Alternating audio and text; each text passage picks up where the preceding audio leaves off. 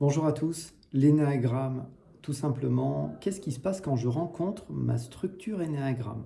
Quand je me retrouve en face, on va dire, d'un être qui a la même personnalité que moi, la même personnalité énéagramme que moi. À premier abord, il semblerait que je devrais m'entendre très bien avec elle, qu'on est sur la même longueur d'onde. Et bien souvent, c'est loin d'être le cas. Et on va voir tout simplement pourquoi. Quand un 2 rencontre un 2, quand un 8 rencontre un 8, quand un 7 rencontre un 7, enfin vous avez compris, je n'ai pas besoin de tous les citer, souvent, eh bien, c'est un rapport conflictuel délicat. Et très souvent, on n'arrive même pas à identifier que l'autre a la même structure que nous.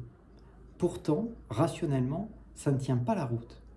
Parce que lorsque vous rencontrez une structure énéagramme, qui est la vôtre, vous partagez énormément à un niveau inconscient de points communs.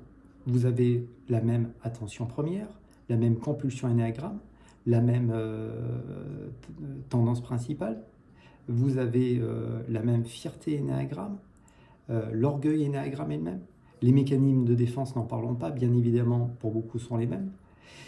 Les peurs plus ou moins conscientes et les croyances limitantes également sont à peu près les mêmes. Et pourtant, souvent, ça ne passe pas. Et on va voir tout simplement pourquoi. C'est assez simple en réalité.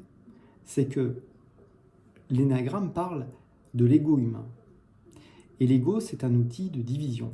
L'ego, c'est ce qui permet de créer le moi. Sans ego, il n'y a pas de séparation, donc il n'y a pas l'opportunité de faire une expérience dans le monde. C'est comme si, à quelque part, le monde était à l'intérieur de vous.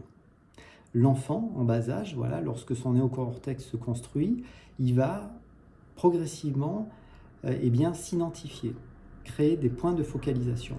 Ce qui fait qu'il va, à un moment donné, pouvoir séparer. Séparer, maman, par exemple, ou papa de moi. Il va pouvoir commencer à distinguer des objets, les signifier, enfin les indiquer. Et progressivement, de plus en plus, il y a donc une séparation qui va s'opérer. Et donc cette séparation commence par le prénom. La première fois qu'on a entendu le prénom, on n'a pas tourné notre tête. C'est une identification, le prénom, rien de plus.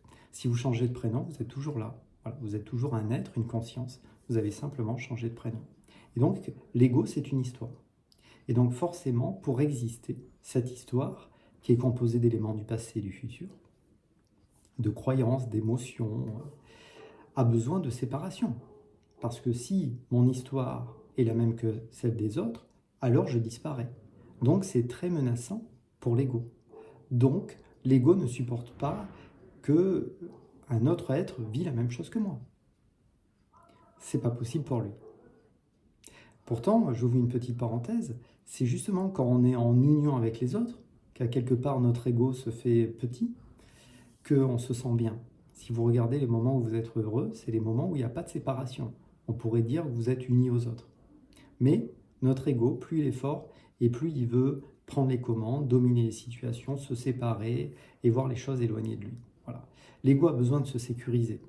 C'est très important de garder ça en tête. Et donc, lorsque je rencontre ma structure énéagramme, j'ai potentiellement sous les yeux un danger. Un danger parce que si l'autre est comme moi, alors j'existe plus. L'ego n'existe plus. Je peux toujours en faire un ami, tout est possible, une personne que je comprends. Mais ce qui est très curieux, c'est que, en fait, souvent, on ne reconnaît pas la structure énéagramme qui est en face de nous.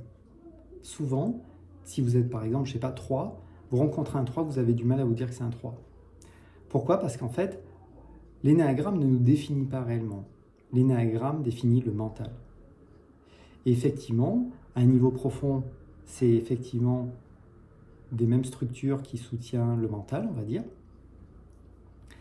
Mais on est tous différents.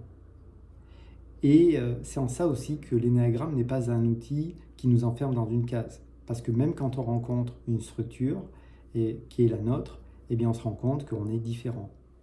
Donc à premier abord, d'accoler un numéro, on pourrait avoir l'impression que ça nous sépare, mais en réalité, ça nous met dans une case.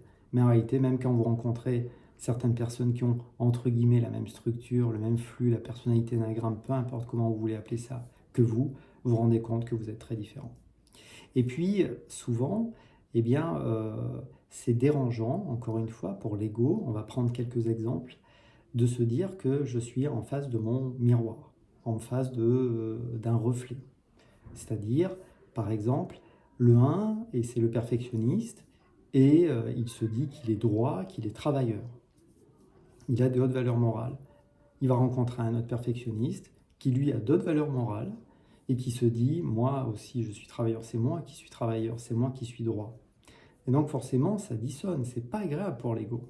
Le 4 se dit qu'il est unique. Si une personne arrive et dit, non, je suis désolé, t'es pas unique, parce que s'il y a quelqu'un d'unique sur cette terre, c'est moi, alors forcément, ça fonctionne pas non plus.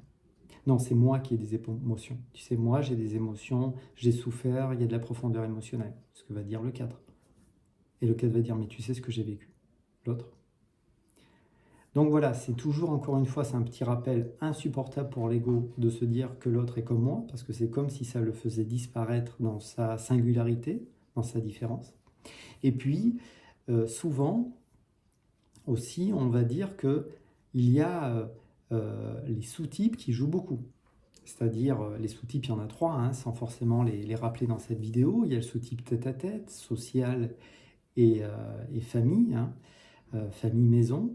Donc si vous voulez, si par exemple vous êtes 5 tête-à-tête, donc vous aimez les relations en tête-à-tête, et que vous rencontrez un autre 5 qui est social, alors forcément, vous avez il y a tellement de différences. Et puis en plus, ce n'est pas les mêmes connaissances qui les intéressent. Un 5 va s'intéresser à certaines connaissances en particulier, et l'autre à d'autres.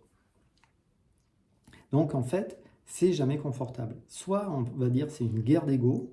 Hein. Alors dernier exemple, le 8. Le 8 qui a peur d'être dominé par son environnement, qui a besoin de justement être aux commandes, qui prend beaucoup de place. Si un 8 rencontre un autre 8, soit il en fait un copain, là, soit ils sont en social tous les deux, et donc ça va le faire, hein, comme on dit, soit ça va être insupportable. Soit vous êtes obligé de les éloigner, parce qu'au bout d'un moment, l'un va vouloir prendre le dessus, parce que j'ai peur de souffrir à cause de mon environnement. Et on aurait pu parler des autres structures énéagrammes. Donc, c'est une petite vidéo. Voyez tout simplement si ça vous parle. C'est toujours pareil, c'est une petite causerie simple. On pourrait avoir l'impression que quand on rencontre un être comme soi, enfin, qui a la même structure énéagramme que nous, ben, on est à l'aise avec. C'est possible, mais c'est très loin d'être évident. Et très souvent, on ne va pas la voir. On ne va pas voir l'autre comme partageant la structure que l'on a. C'est intéressant ça. Si vous vous intéressez à l'énéagramme, vous verrez que souvent vous rencontrez, vous avez l'impression de trouver peu d'êtres qui partagent votre type énéagramme. Parce qu'on se sait au fond aussi un peu plus que notre énéagramme. C'est aussi pourquoi certains d'entre nous est à la fois intéressés ou fascinés par l'énéagramme, mais dérangés par ce système parce qu'on pressent qu'on est un peu plus que notre personnalité énéagramme. Oui, on est un peu plus qu'un mental, on est un corps et on est de l'émotionnel aussi. On est une conscience. Et c'était simplement un petit partage spontané. Vous pouvez me poser un petit pouce bleu, vous abonner comme on dit. Prenez soin de vous et puis donc peut-être à bientôt. Au revoir.